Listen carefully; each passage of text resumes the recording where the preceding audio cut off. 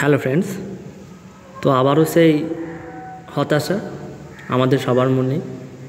কেননা সবার আগ্রহ ছিল যে এসএসসি মামলাটা কি হয় সেটা দেখার।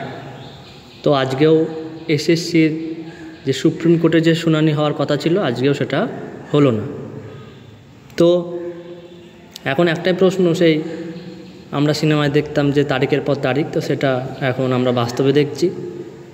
কারণ আজকে প্রায় 1 বছরই বলা যায়, 1 বছর হতে চললো, এই কেসটার কোনো আপডেট এখনও পর্যন্ত এলো না। তো যাই হোক, দেখা যাক পরবর্তী আবার কবে এই কেসটি লিস্টেড হয় এবং কবে হিয়ারিংয়ের ডেট দেওয়া হয়।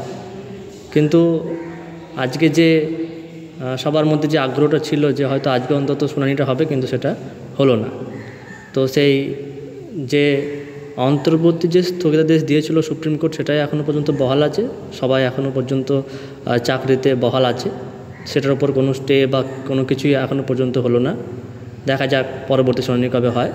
আবার যদি কোনো আপডেট থাকে অবশ্যই তোমাদেরকে এই চ্যানেলে জানিয়ে দেওয়া হবে। ধন্যবাদ।